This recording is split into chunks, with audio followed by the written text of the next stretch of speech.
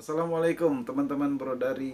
Ketemu lagi di video terbaru ini yang akan membahas seberapa besar sih peningkatan nilai jual kita, pribadi kita secara personal sebagai seorang pegawai atau pekerja.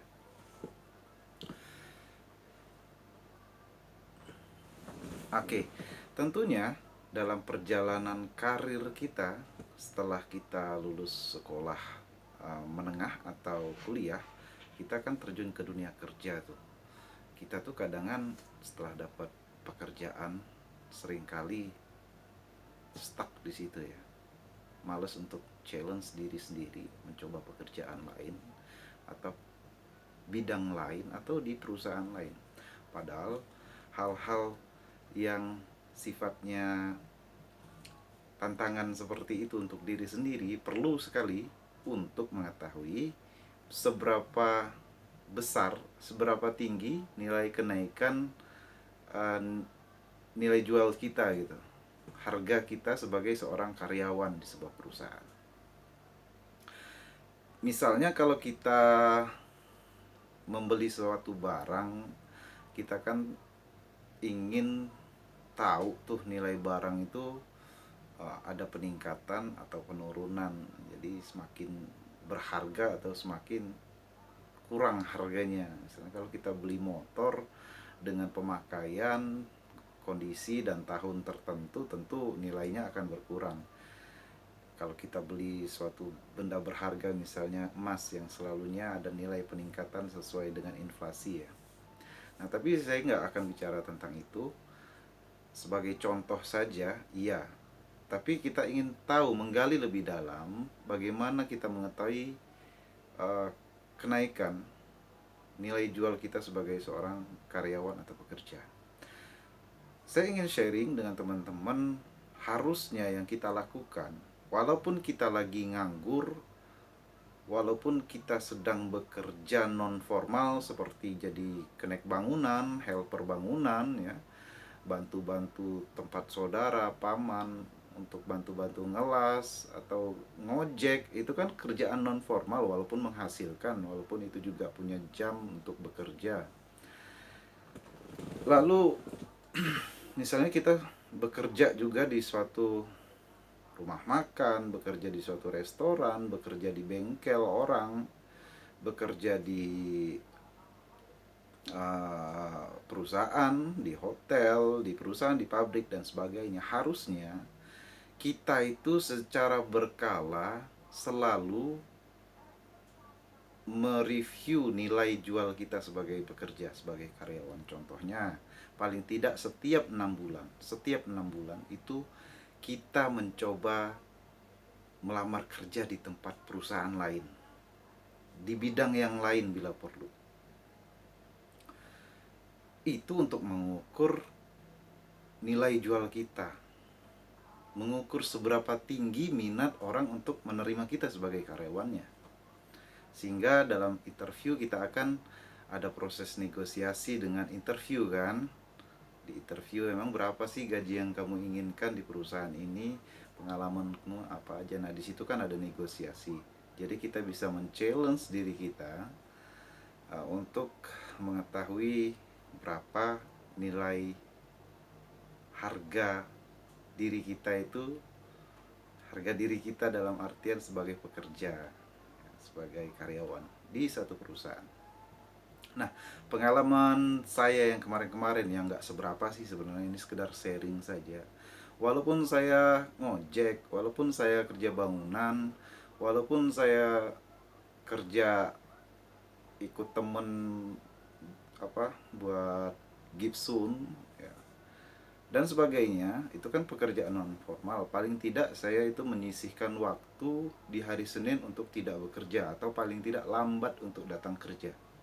Walaupun nggak digaji nggak apa-apa gitu. Kalau dikasih izin ya udah nggak usah kerja, karena saya pengen ngelamar kerja gitu. Karena itu kan non formal, kerja harian, jadi nggak ada ikatan dong gitu.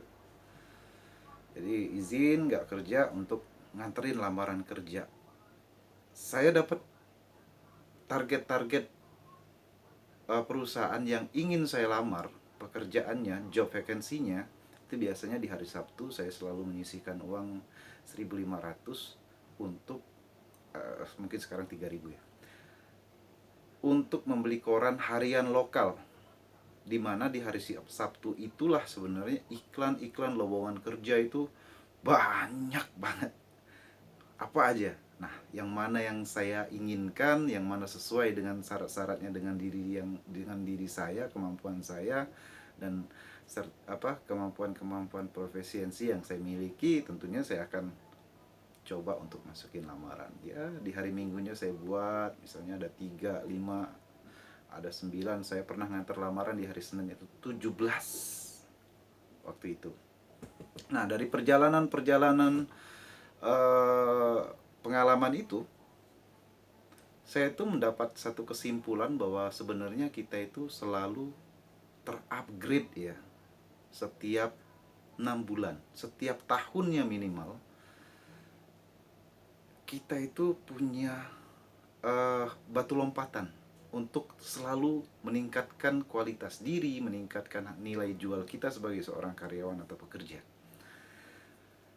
Tidak ada yang abadi sebenarnya dengan profesi kita ini, kecuali mungkin ASN, tentara, Polri, seperti itu. Dan mereka pun sebenarnya ada peningkatan karir. Nah, sebenarnya untuk pekerja swasta non pemerintah itu memang nggak ada yang abadi, dan itu kesempatan besar kita untuk apa untuk mengetahui seberapa besar peningkatan nilai jual kita sebagai karyawan setiap tahun.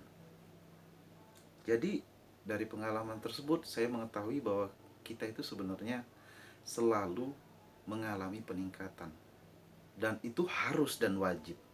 Kalau kita cuman segitu-gitu aja, contoh saya kerja misalnya sampai setahun, 2 tahun, 3 tahun, gajinya segitu-gitu aja, pengalaman kerja saya ya di hal itu saja, maka saya tidak men-scale up diri saya dan tidak mengetahui berapa tingkatan nilai jual saya sebagai seorang pekerja. Maka dari itu saran saya pada teman-teman yang sekarang masih di dunia kerja, sama seperti saya pun masih di dunia pekerjaan ya, itu jangan lupa minimal 6 bulan sekali untuk men-challenge diri sendiri, melamar pekerjaan di perusahaan lain, mau di bidang yang sama, di pengalaman yang sama yang sudah kita jalani sebelumnya, untuk mengetahui nilai jual kita sebagai seorang karyawan. Dari situ kita bisa dipanggil kerja, dipanggil interview untuk wawancara, negosiasi. Biasanya kan HRD menanyakan latar belakang, pengalaman, pendidikan,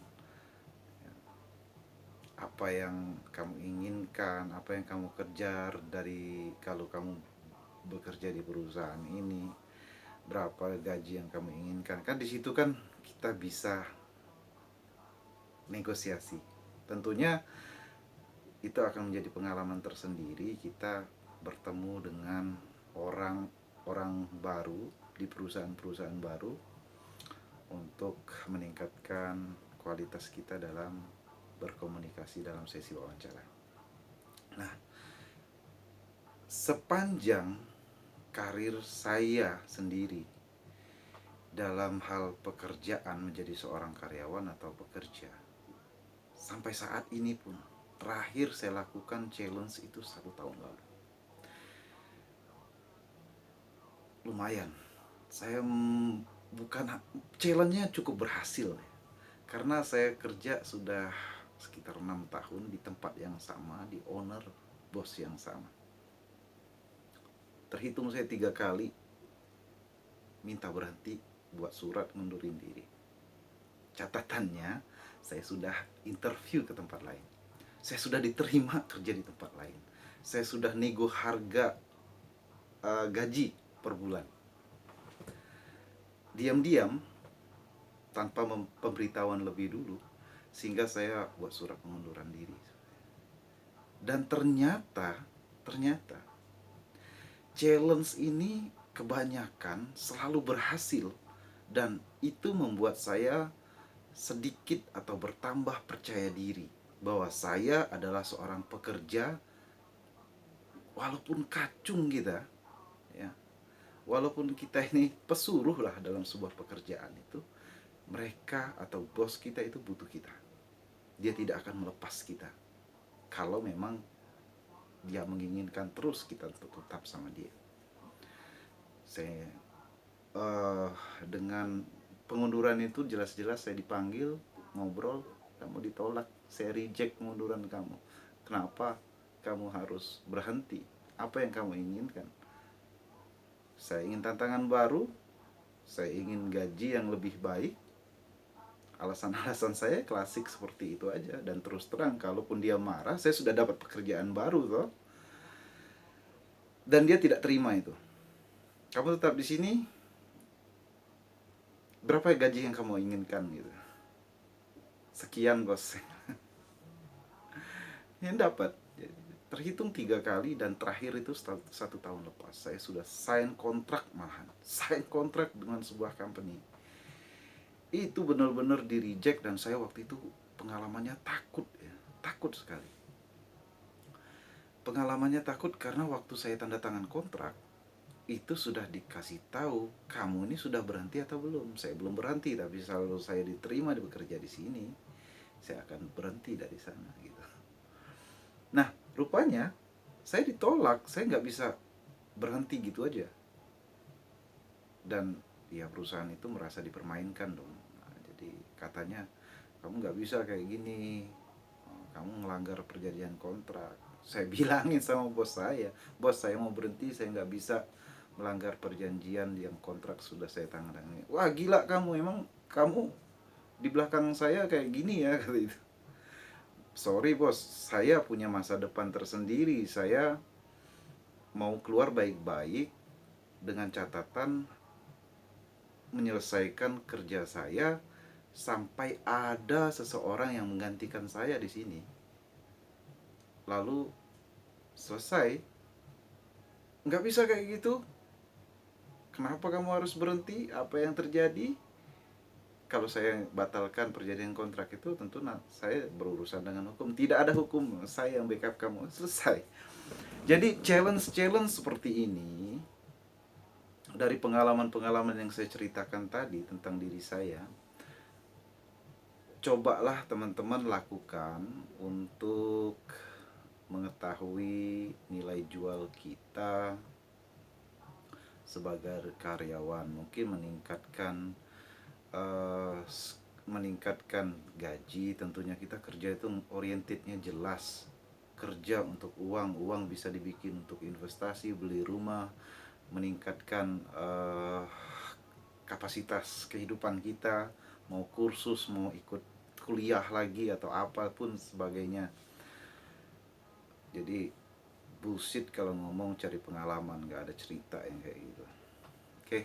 Dan kita juga bisa negosiasi dengan tempat pekerjaan yang baru, atau yang di pos, atau yang di tempat perusahaan lama itu ngomong, ya saya ingin fasilitas lebih, misalnya saya ingin setiap 6 bulan sekali setidaknya saya dikursuskan, ikut pelatihan apa, dan itu bisa meningkatkan kualitas kita.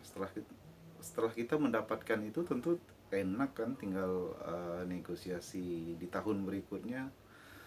Saya sudah dapat kemampuan ini, memang disekolahkan atau dibayarin sama perusahaan, tapi ya saya juga perlu gaji tambahan sesuai kenaikan kebutuhan tiap tahunnya kan berubah seperti itu. Ya gitu aja sih sebenarnya, nggak terlalu spesial sharing ini, tapi setidaknya saya melihat banyak teman-teman saya yang kurang apa ya, kurang atau jarang sekali melakukan challenge terhadap dirinya seperti yang saya ceritakan tadi itu, sehingga dia tidak tahu seberapa besar uh, nilai jual dia terhadap perusahaan tempat dia bekerja sekarang, atau mungkin tempat bekerja yang akan datang di depan sana yang sudah menantikan kita, yang siap menerima kita. Jadi semoga dengan sharing pengalaman-pengalaman seperti ini bisa membuat teman-teman percaya diri, terutama teman-teman yang sekarang dalam posisi yang lumayan nyaman di tempat bekerja lama, mungkin jadi karyawan kesayangan. Ingat bahwa bekerja, selagi masih bekerja itu tidak ada jaminan seumur hidup, apalagi kita cuma sekedar kerjaan swasta. Persiapkan diri, tingkatkan kualitas, skill up ya, ikut-ikut kursus, ikut-ikut pelatihan yang bisa meningkatkan nilai jual kita sebagai seorang pribadi dan seorang karyawan. Terima kasih sudah menyaksikan 15 menit video ini. Semoga sharing yang gak seberapa ini bisa bermanfaat. Wassalamualaikum.